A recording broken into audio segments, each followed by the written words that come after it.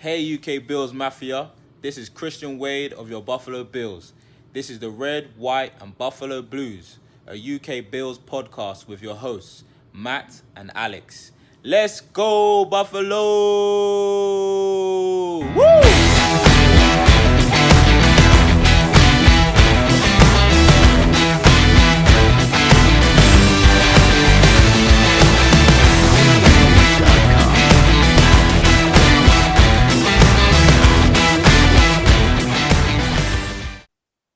Hello, and welcome to another episode of the Red, White and Buffalo Blues, a UK Bills podcast, Bills news with a UK twist. Matt, Alex, what are you feeling like? You up, you down, you left, you right? What are you like today? I'm exactly where I thought I would be. This is a team that's trying to figure out who they are, and they luckily played the worst team in the NFL. But at least we're not the Patriots. Yes. At the time of this recording, I think you just said Newton threw his third interception. Yeah, and they're 36 down. Something like that. How about that? That's fun to watch. Yes. I'm enjoying that. Yes. I'm downstairs in my living room watching Red Zone, just enjoying the rest of the games today. So, I didn't overreact. I don't think I've underreacted. I think I'm pretty level-headed in understanding of what just went down today. I did really think that the tweet of the day was me saying, you tweet angry and I tweet sarcastic. And I think that pretty much summed up the game because you were pretty angry today, weren't you? Yeah, I was actually thinking, who were the 6-0 team, especially in the first half? Who were the 6-0 team, and who were the team that 4-2? What? Because to be honest, 0-6. 0-6. Oh, you were saying 6-0. No, you said 6-0. No, you must be hearing things. Well, I am like 5 beers deep, so whatever. But yeah, no, I did think about that because Baker Mayfield earlier this week, after the Pittsburgh loss, Baker Mayfield said 4-2 has never felt like 0-6 so much like it does today. And after the first quarter, we looked like the 0-6 team, but luckily they righted the ship and smoothish sailing for the rest of the game, right?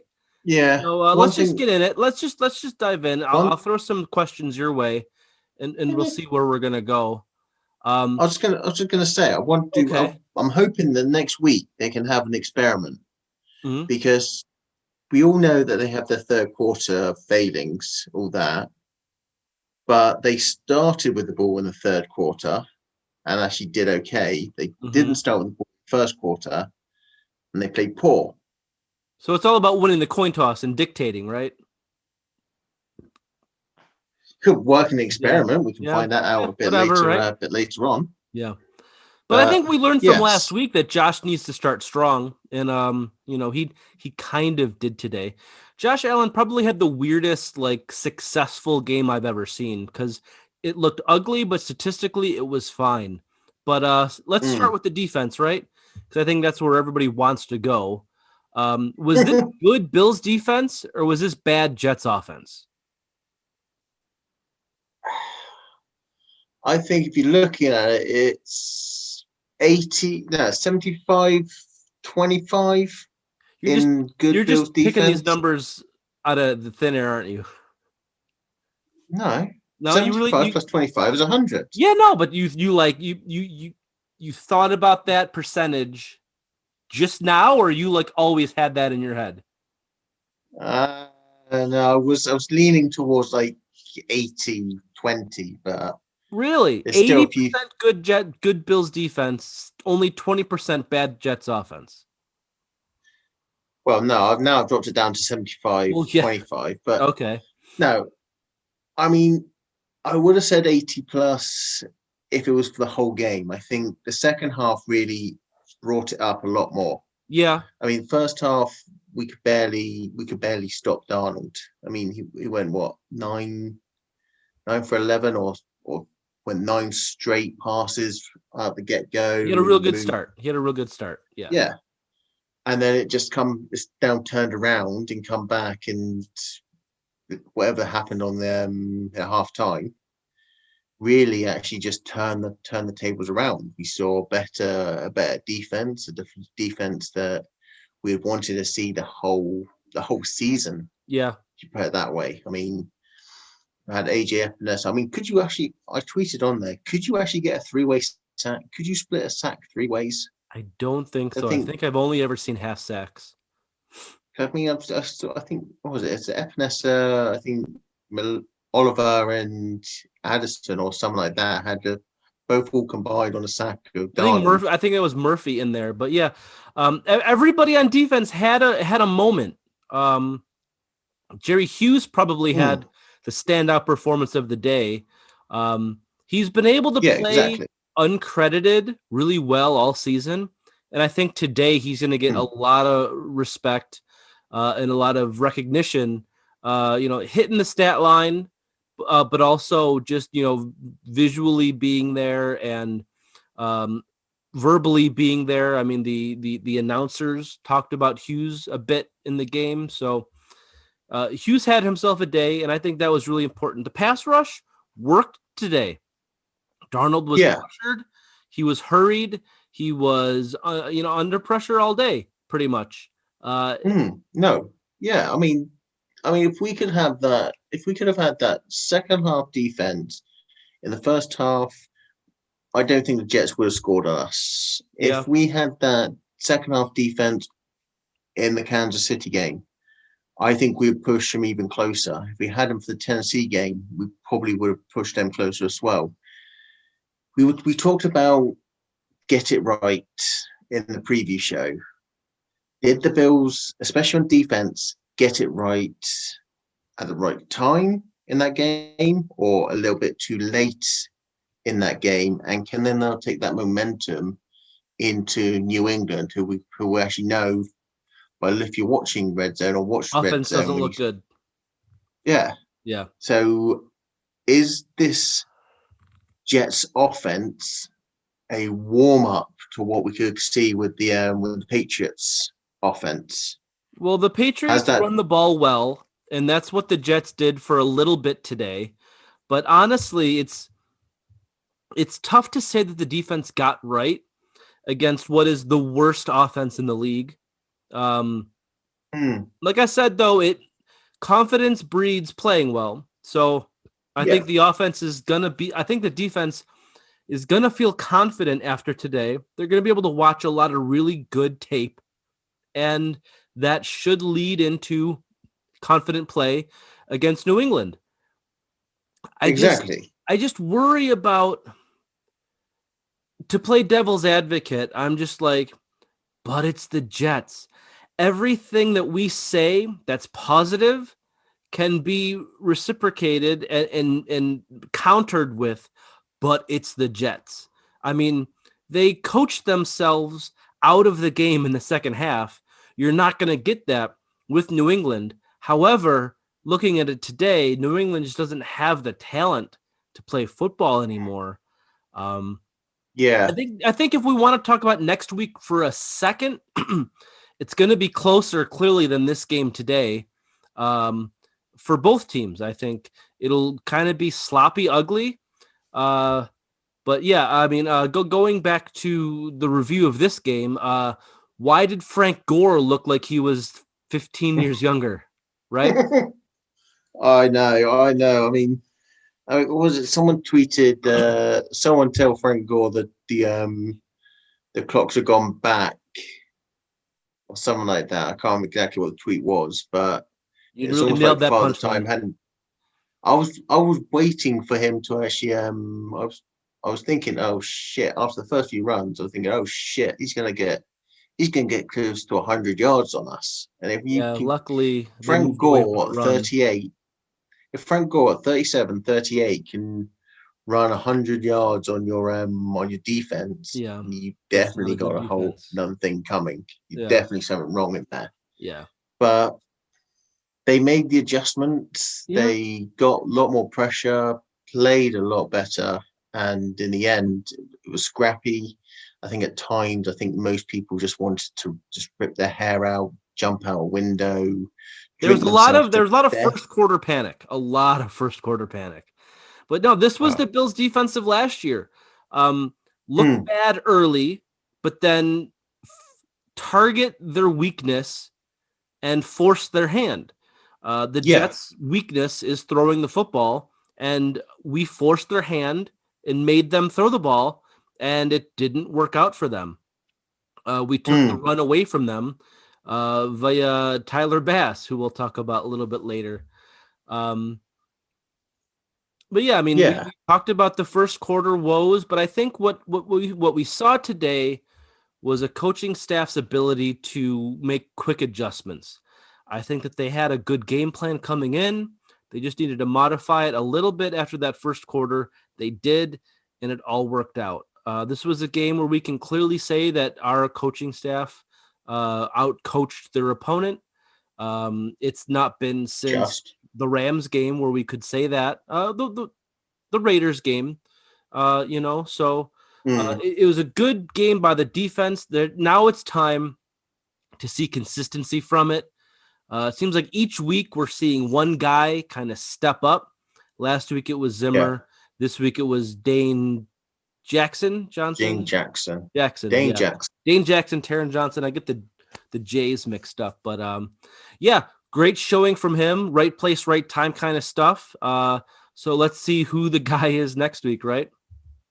Yeah, I mean, I was sold initially on Johnson. I think with him, he's struggled quite a bit on there.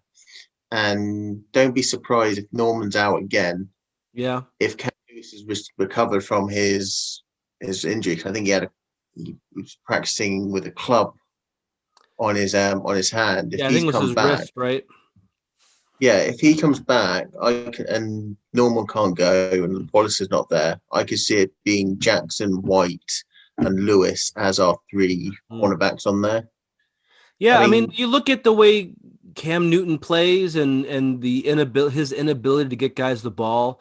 I think this secondary can do things against New England next week, and I mean they showed that they were able to do it this week.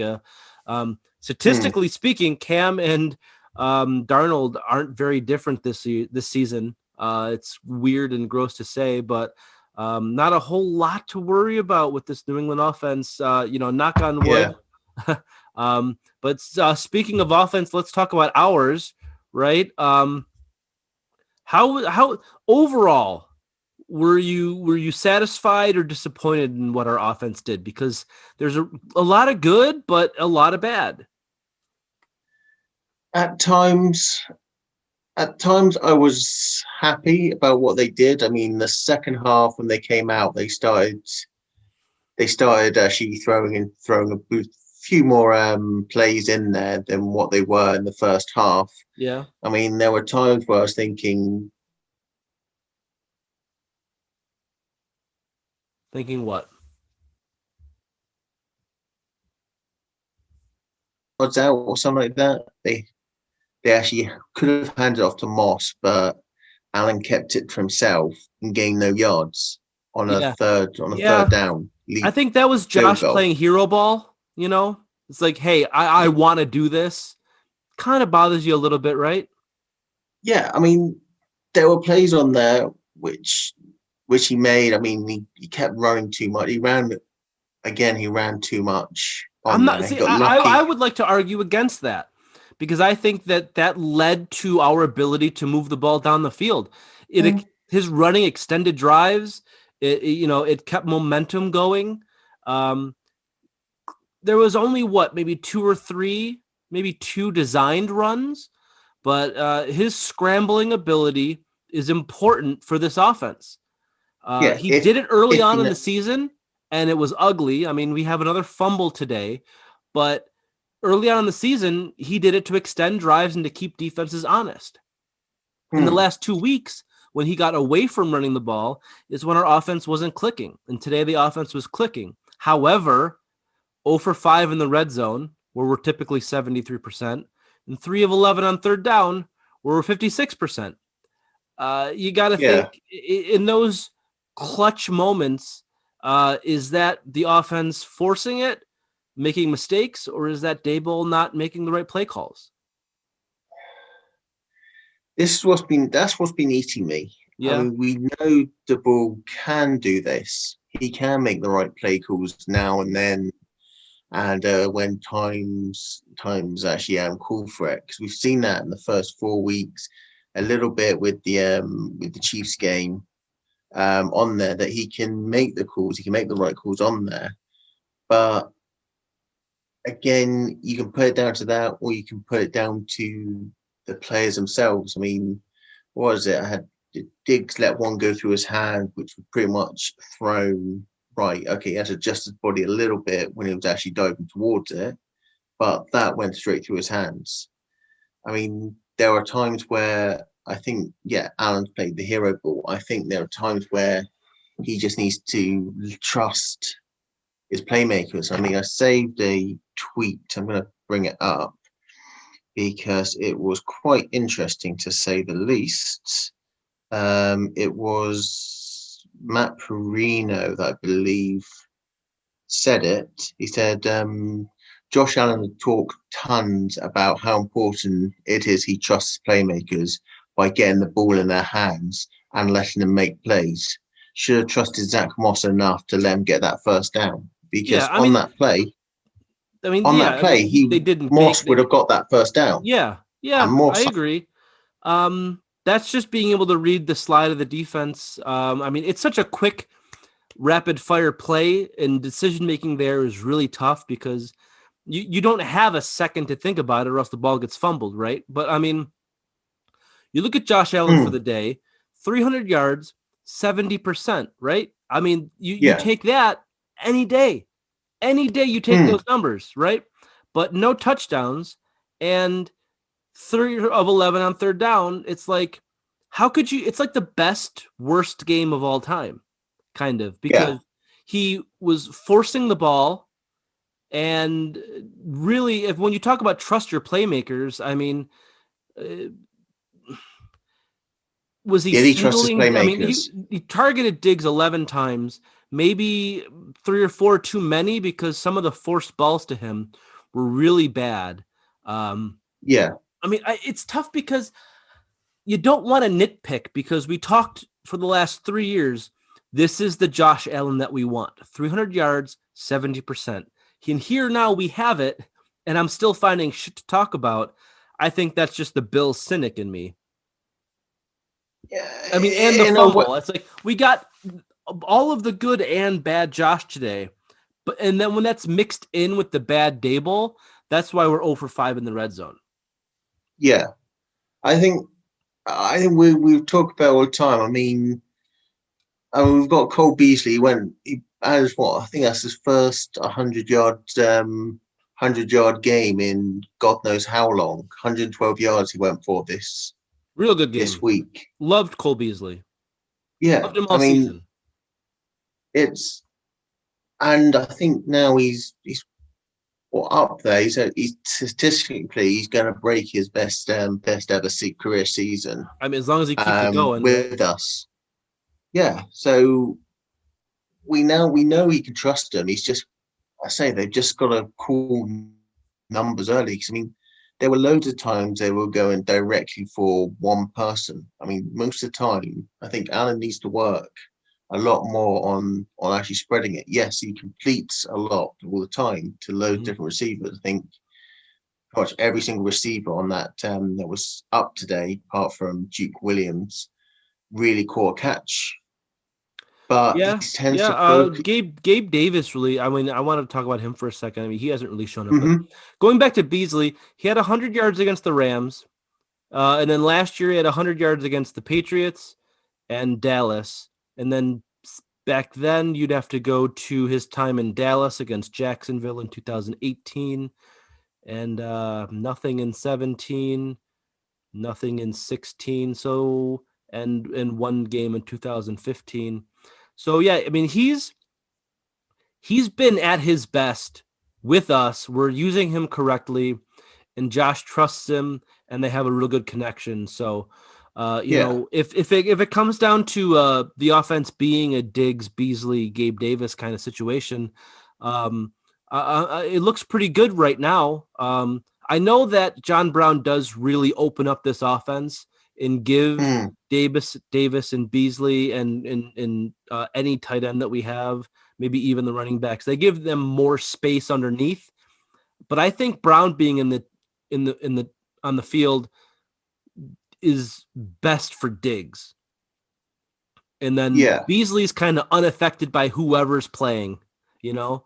I mean, if Beasley's got to be the number one, Beasley on the outside's never going to work, but Beasley's going to be unaffected, and he's been just great all season. Then again, then you just putting the Beasley, it may not be number one because he can't play outside, but then you're looking at why the Patriots were so successful in the short games with Edelman and Amendola when they were both, when Amendola was there, obviously Edelman now, that's why they're good under that on the inside, because they're number one, not necessarily when they lost Moss, traded Moss and got rid of all the other big names. Their number one was a slot guy. It's the guy that constantly can make people move, make people miss. I mean, maybe it is a case they've got to try and get Beasley out a lot more, because if you're going to have Diggs, even if he's going a bit further up, and even when you have Brown or not have Brown, if they're focusing on Diggs, you've still got Beasley, Tyler Croft in this instance, and Gabe Davis all being single coveraged. At that point, that's where Beasley needs to be targeted the most, because out of those three, he's the one that's going to get you those yards. And we saw it in some of the runs and some of the plays he did this in this game. What you can rely on with Beasley is a guy who can beat man coverage and a guy who can beat zone coverage. He just knows where to go on the field. But I mean, I need to watch the game again to really understand what happened in the red zone. But 0 for 5 is inexcusable against a bad Jets defense. And we all know the phrase any given Sunday, right? The Jets probably played their best game of the season on defense. It's just, this is a team who you've heard the story about Josh Allen. He's automatic in the red zone. All this guy does is score touchdowns. And then today happened. You just wonder what happened. And hopefully this isn't something that continues. How do you feel about that?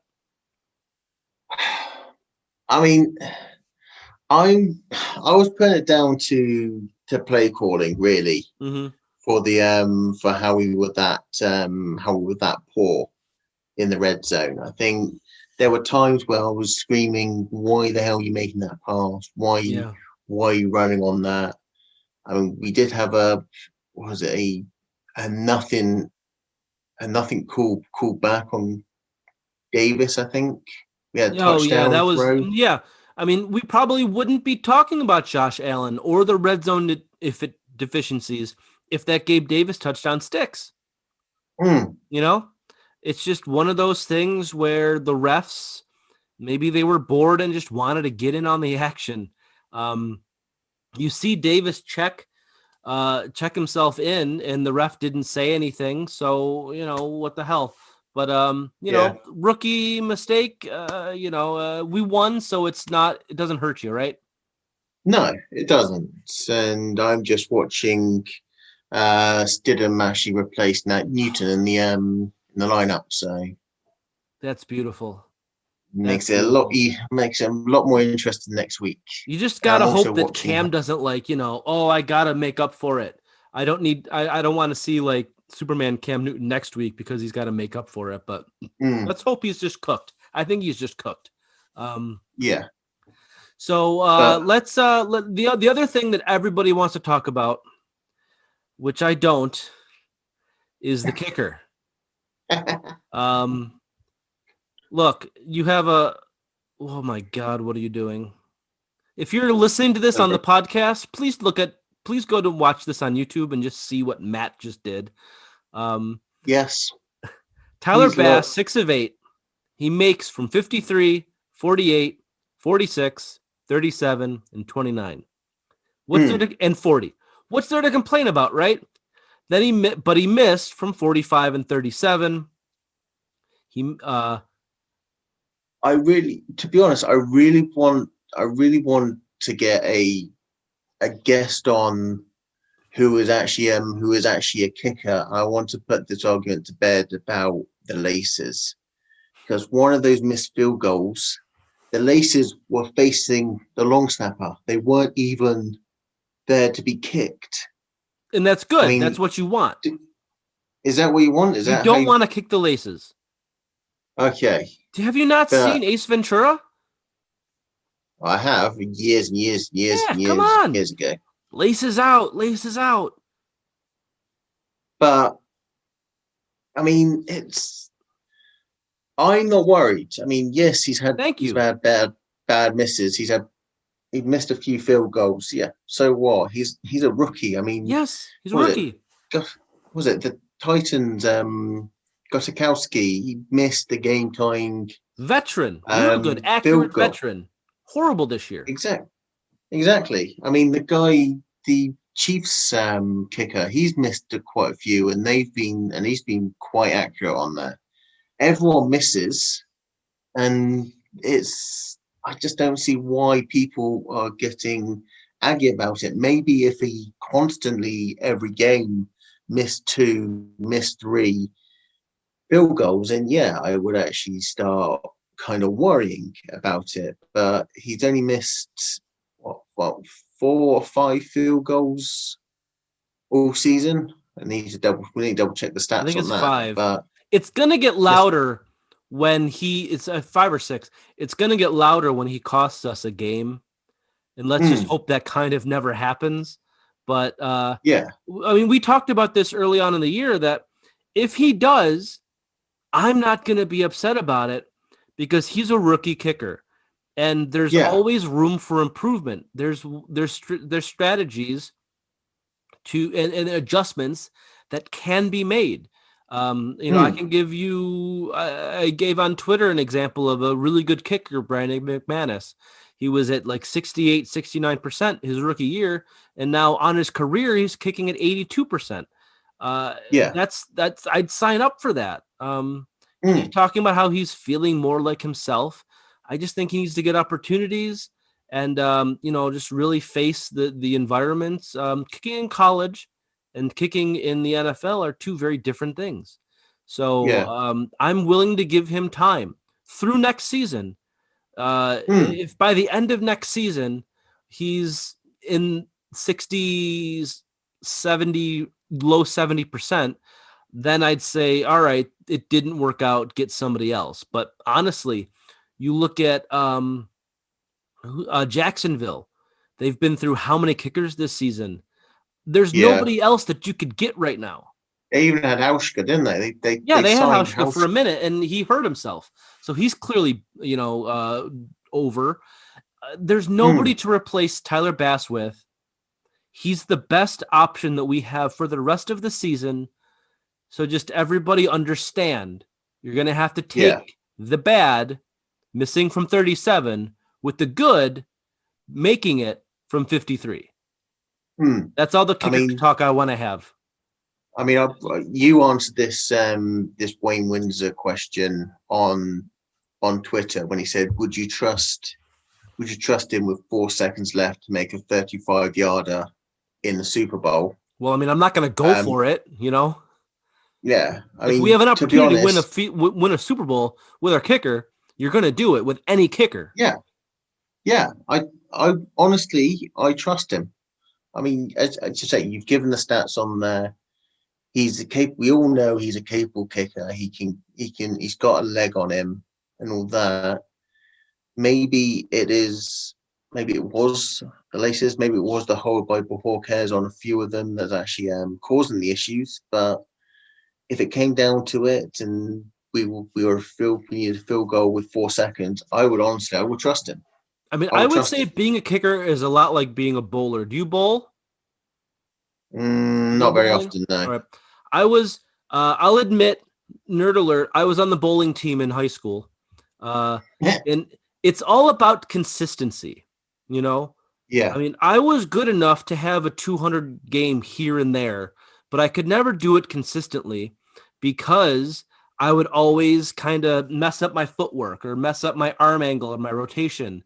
And kicking is the same thing. Here's a kid who just has to work on his consistency, and I think he'll be fine. He's shown that he can make kicks. Today, he showed you he can make kicks. Now it's just to work on the nuance of it. Let's talk about something else. Okay, that was a very weird way to have your face mask. All right, nobody else is seeing what you're seeing except for you, so you got to be more specific. Well, if they're watching Red Zone, they probably would have seen the Jacksonville coaching staff actually have his face mask just over his nose. Ugh, idiots. That's why COVID is still a thing, kids. Wear your mask right. Penalties. But yes. 11 penalties for 106 yards. You want to talk about discipline? I heard somebody say that under McDermott, since he signed on, the Bills are top 10 in penalties. So he might preach discipline, but they don't have anything to show for it. This might be a thing that we need to get used to. Even though that Micah Hyde call, that pass interference call, Micah Hyde, was soft. Super soft. The pass interference. I thought you were talking about I thought you were talking about the hit. No. Just the pass interference call on Hyde. The hit. Yeah. The hit. I understand. I hate it, but I understand it because the NFL that we've all known for so I'm 33. So for 28 years of my life, that's not a penalty. Yeah. Over the last few years, defenseless receiver, you can equate it to like a charging call in hockey where don't take strides to like big hit. Don't Madden hit stick a guy. You can't do it anymore on a defenseless receiver like that. So, I heard people talking about with you need to wrap tackle, you need to tackle him at the hip. But when you do stuff like that, at the speed Hyde was going, Hyde hurts himself too. So essentially what you want to see from Micah Hyde on that play is slow up a little bit. Clearly what Hyde was going to do, he was going to he went with the intensity to force the receiver to drop the ball, which he did. You just can't do that anymore. Yeah. So understanding the rules and liking them are two completely different things. And I think a lot of people just don't like the rule or just don't understand it. But it's for what the rules are. It's a good call. It sucks. The game wasn't in jeopardy. But yeah, just maybe throttle down a little bit. You didn't need to hit him that hard. You could have just knocked him out of bounds. I think it's fine. Yeah. That it is. The penalties are really the killers.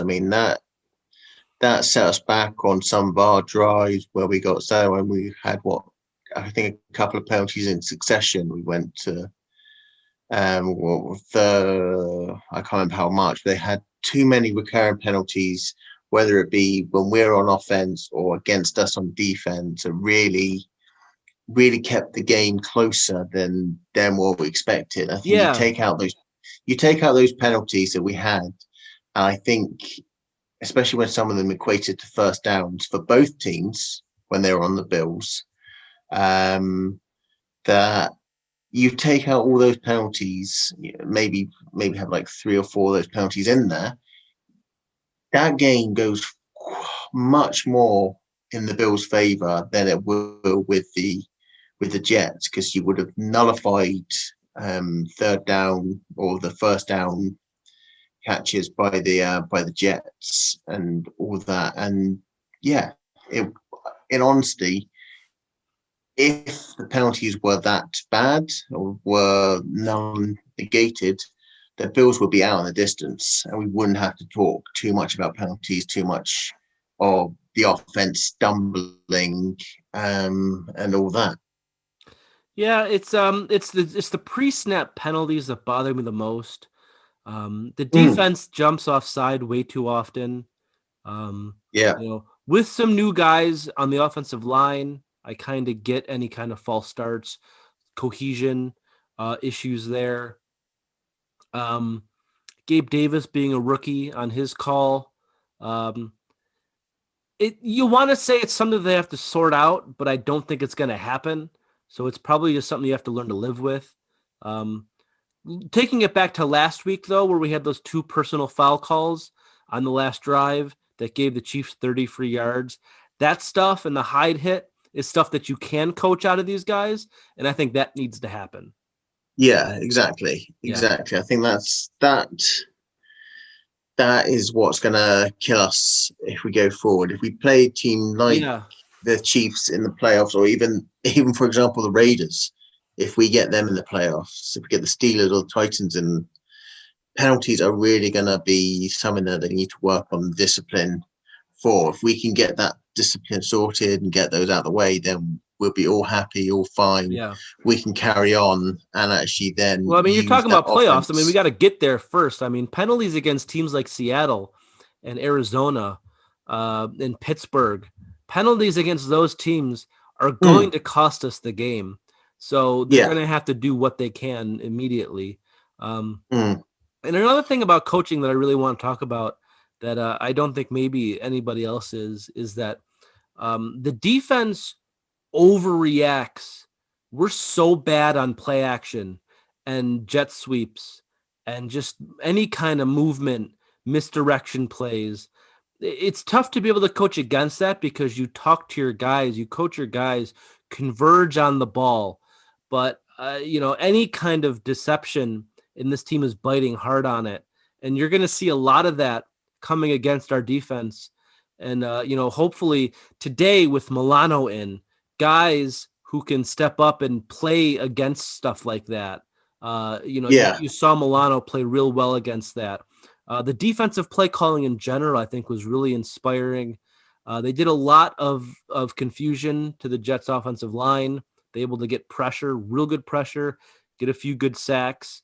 But in terms of offense play calling, like I said, not really inspiring in the red zone, not really inspiring on third down.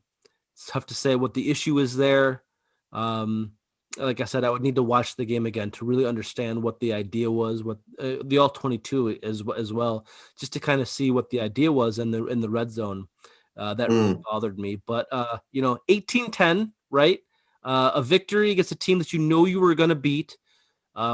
Maybe it wasn't pretty, but like we've said, if that Gabe Davis touchdown sticks, I think we're having a completely different conversation where there's a lot less worry.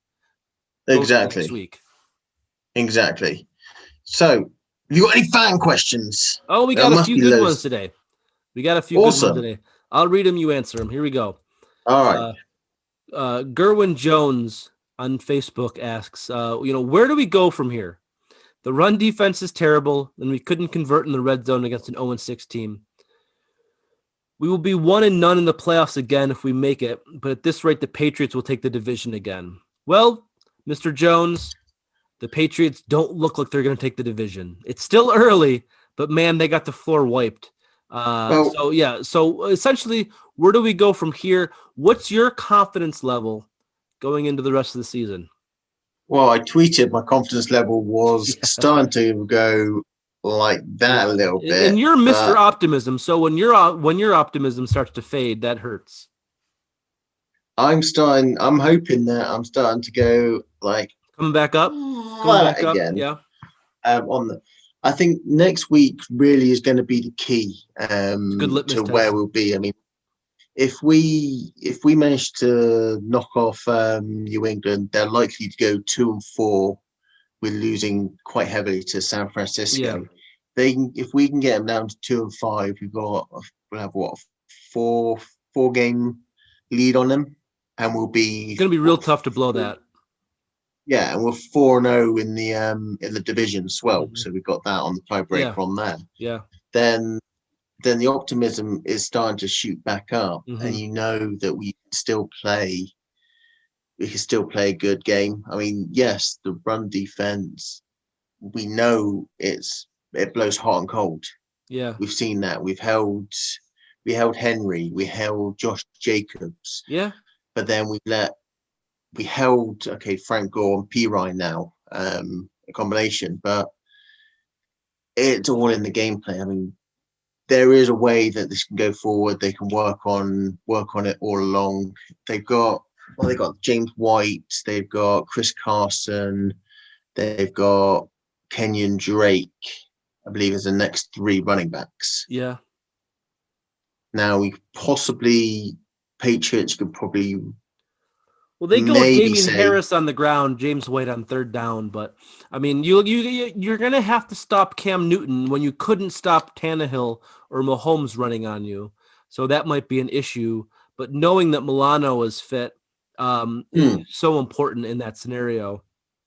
You just kind of maybe have Edmonds deal with Newton and Milano deal with the running back, and just let the secondary handle New England's average wide receiver core. They have no tight end to deal with, So, New England is a lot different than it used to be. David Pope, his players of the game, Hughes, Beasley, and Moss. Who was your player of the game? Tyler Bass! I mean, he was the only one who scored points, right? I mean, I would agree with Moss. I mean, he's come in. Yeah, he didn't run for a lot, but he was the extra weapon in the passing game. They started using him a little bit more. They've got to get more design plays for him because he's actually improved his pass catching from his collegiate days. And if they can just get that run block actually sorted for him. Mm-hmm. I think he is going to overtake Singletary. Really? I'm not saying hot take. I'm not saying Singletary's poor, but I think with him, I don't know. I don't know whether it is the case that the O-line are not really opening up the gaps, and Singletary and Moss are having to fight for the extra yards. Hence why our run offense is actually that poor. Yeah. But getting them both in the outfield, and what Moss had actually done, he had a couple of really handy runs in there. They really moved the chain. So I think he would have to be one of the players of the game for me. Obviously, Tyler Bass, the other, regardless of those 2 missed field goals or not. Yeah. So I was going to say offense and defense. I would say Beasley on offense and Jerry Hughes on defense. Just real solid performances from veterans. When your team is sinking, you look to your veterans for leadership. And if they don't talk, they showed it on the field. Yeah. Chris Spencer, do you feel that the second half was potentially the rebirth of the D, or is it just the Jets? And why can't our O-line run block consistently? So I think we talked about both of those quite extensively during the show. So I'll take this one real quick. I think a lot of this had to do with it's just being the Jets. Next week also won't really be a test. It's tough to say because any given Sunday, we know that Belichick can coach the hell out of a team. So are the Patriots offense just bad, or, we'll see what happens. If we make the Patriots offense look good, then there's really something wrong with our defense. And today was not a rebirth. It was just the Jets. No, exactly. I think the offense, the offensive line and the run block, I mean, aren't on a postcard, please, because maybe when Feliciano comes back, it'll open up a little bit more on there. Yeah. That this game and the way they couldn't open up kind of makes you wonder, should they given with Ford out, should they not have released Spain and actually plugged him in there, see what he could do? I mean, it sounded like he had a chip on his shoulder. Give him the game. If from that game he's shite, you just go right. Yeah, I mean, especially with the Ford injury, the drop of Spain was really questionable. If Feliciano's back next week, though, then it doesn't really matter, right? No. But one guy is not going to make this offensive line that much better in run blocking.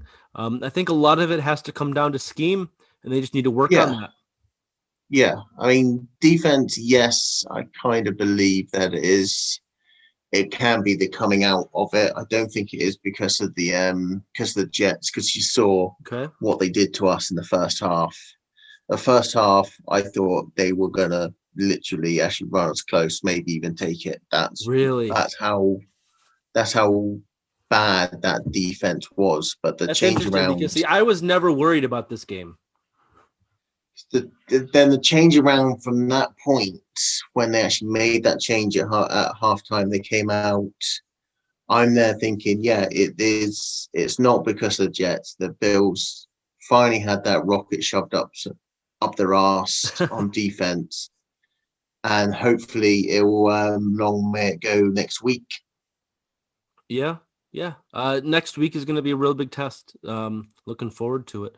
Michael Torr asks, do you think the Bills will be active in the trade market, and what positions do you think need to be strengthened?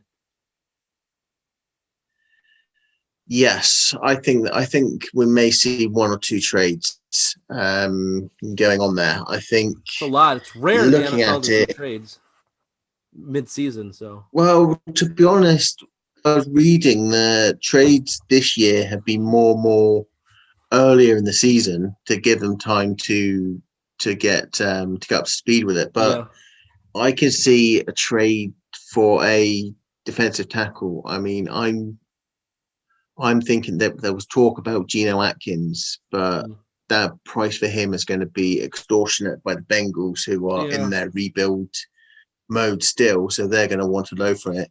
I mean, the one I think I mentioned briefly in the previous show, if they do go for a trade, and I believe they will, it will be a defensive tackle number one, which I hope will be Devlin Tomlinson of the Giants. I can also see them actually pulling the trigger somewhere on a cornerback. I think those two. I would say really corner would be my number one thing. It's just tough because they spent so much money on the defensive line in the offseason, and these are guys that Bean really likes. I don't think that you're going to get anybody else for the D-line. Also, like, kind of feeling like Starr's going to come back next year. That might just sort everything out. But again, I mean, if you package like a Harrison Phillips in there, or one of our other defensive ends, I wouldn't be pained to see us go for like, a big name guy and throw Epinesa in there. I would have loved us to try and get Ngakoue. Yeah. What they gave up. I mean, maybe we couldn't afford him to the cap. I haven't done the numbers on that, but what they give up a third round. We wouldn't have had him with the cap. No. Yeah. No. Yeah. No, not with the cap space that we had left. Yeah. And all that. I think he just goes to show that. I mean, there's a criticism of being there, of him not managing the salary cap well with guys who are underperforming. It's kind of a little bit of a bother.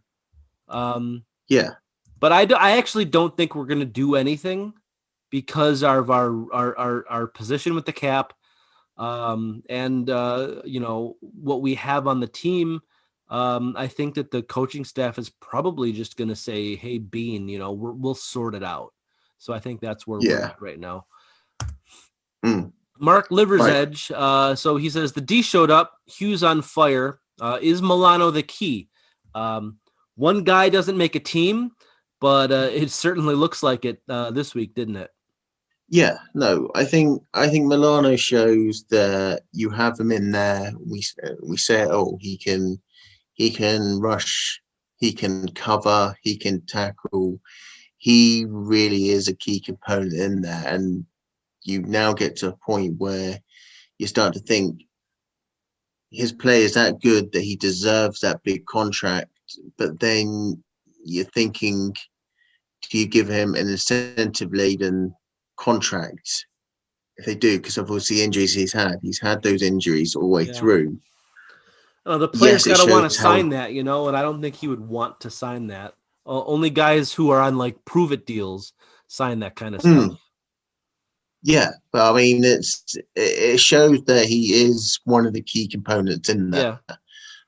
As you said, you're right. One person doesn't make a team, but you can see how clearly how of a influential player he is for this defense. Yeah, he may not be the star, like Edmonds, Trey White, or anything like that, but he is that star that you go into, that player that you can rely on to be your everyday down linebacker and cover those short intermediate routes with his athleticism. Mark Phillips, do we need to give Moss a greater role in the run game? Showed up well in the second half. I think that what they're going to do is they're going to go with a hot hand approach. And the hot hand approach, I think, is really confusing and frustrating for the other guy, because one guy today could clearly say the offensive line showed up for, and another guy they didn't. Singletary didn't have a lot of space. He didn't make any mistakes or wrong cutbacks. It's just Moss got the holes and Singletary didn't. Yeah. I think, yeah, they need to bring him on a lot more. I mean, the more and more you saw him in the second half, the more and more you felt confident with it. I mean, he'll open up the games in the passing game. When we talked about this, it's something that he can get you involved in the passing game. You have him out of the backfield, and he's going to be a mismatch for everyone. So I said that there's a chance that he could actually overtake Singletary. I'm still standing by that. Okay. That'll be real interesting. It wouldn't bother me. It's just, if we can get anybody to show up in the run game, then I'm not going to complain about it. Yeah, I mean, when I mean overtake him, I don't mean overtake him as the lead, as well. Yeah, I obviously take him over as lead back, but he's someone that can be all round an effective member of this this side. Maybe give him a year to acclimatize, and next year he becomes the out and out number one running back on there. But I think touches wise this season, he will supersede Singletary. All right. Jason Statham, not the actor, asks, is our defense soft? And could we be more aggressive on both sides of the ball? I think on offense, I think Brown helps us be more aggressive. He just kind of opens things up for everybody. So getting him healthy for the rest of the season is really important. And on defense, I think that we were more aggressive and getting to the quarterback today. We luckily were assisted by an offense who doesn't know what they're doing or have the personnel to take advantage of blitzes and mismatches. So yeah, I think our defense performance looks better than it probably would against a better team. The defense has to do something. So if it's aggressiveness, if it's give up a big play to get a sack here and there, would you take that? But with the offense, it's tough to say because we won, but maybe a little bit more aggressive in the red zone and more creative in the red zone. I think we're already aggressive on offense. Yeah. Against the Titans and the Chiefs, we were faced with an aggressive defense on there. Defense, yes, has been soft in most of the games, especially in the run game, but you can still see there's that appetite and that desire to try and fix it. So the way they played that second half, if they come out against New England like they did the second half, then I could safely say that defense has now reached the aggressive level they were supposed to be last year. G-Man on Twitter is getting ahead of himself, asking, does today's play beat New England? We'll cover that on the preview show. The offensive play absolutely does not. I think that, Denver kind of had the same situation last week where they beat him with field goals. But I think that against New England, you have to score touchdowns because their defense is still good enough. And our defense, I don't think is as good as Denver's. So you're going to need to score touchdowns. And I think that's the biggest issue I have. Then again, you see how they played today. They lost 33-6. Yeah. For it. Their defense was shredded by Jimmy G. Well, the biggest, I think a lot of what happened to New England today was Cam turning the ball over and putting their defense in precarious positions. When a defense has to continuously be on the field and with a short field, you're going to put up points no matter who you are. So, but do you think what the Bills did today, can that beat New England next week? Just think about the Bills. Don't think about what New England did today. Think about what the Bills did today. Can that beat New England? Yes or no? Answer it. What do you think? Yes. Say it. Yes. He says yes. Yes. All right. We'll talk more about that on the preview show. Dave Thorpe, after the last 3 weeks, what's your revised season record? Ken Brown coming back bring their offense to life? Are we ever going to win a coin toss this season? So rapid fire, 3 questions. After the last 3 weeks, my revised season record is, if you want to say positive 10-6, if you want to say realistic, I think 9-7. I think we have a lot to really work on. My revised still staying the same. I think if anything, we drop down to 11-5. Worst case scenario. I still think that this was probably just a one-off game. If the same game happens today that it did against or today that happens next week, then yeah, I may revise it a little bit more. Yeah. But I don't see this. I feel this is just an anomaly. I hate saying that word. Anomaly. In the season. I think we will still be on. We're looking for 11-12 wins this season. We'll take the division. That's fine, but I believe it'll be 11 or 12 win season. Okay. And I think this is a really good question from Keith Gledhill is, what's your biggest worry going into the next few games against, the Seahawks, Arizona? Arizona looks really good. So yeah, what's your biggest worry going forward? Can we keep healthy? Can we get healthy, and can we get that scheme, both offense and defense, working?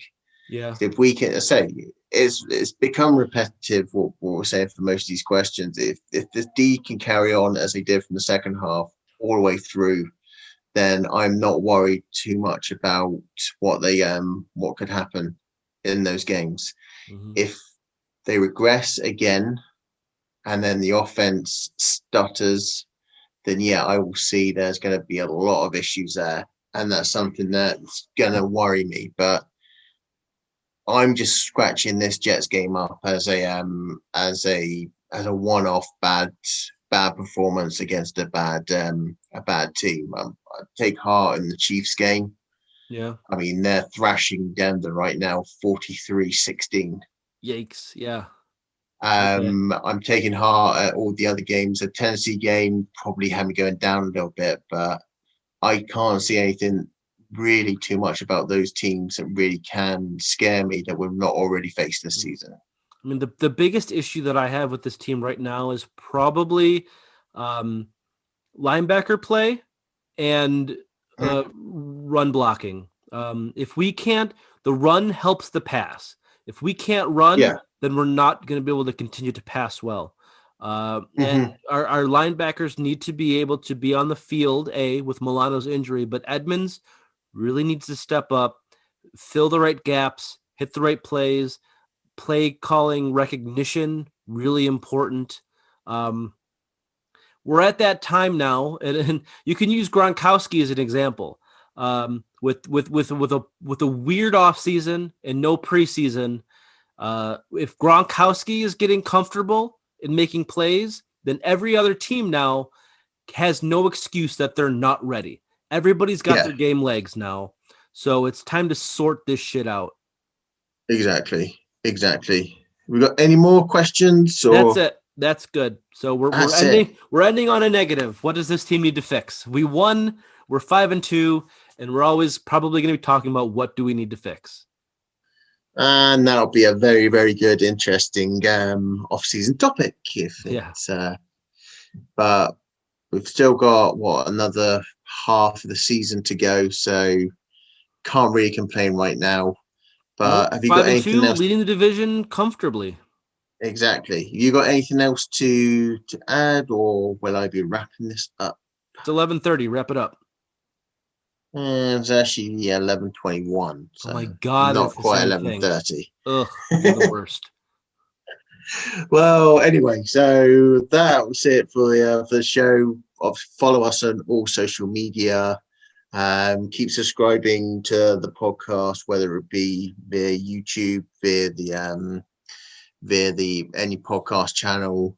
Keep showing love and support. And for Alex, this is me, Matt, saying good afternoon, good morning, good evening. Thank you for listening, watching, tuning in, and go Bills. Go Bills. Now let's go. Make a run. No more. Bills on 3. 1, 2, 3. Bills.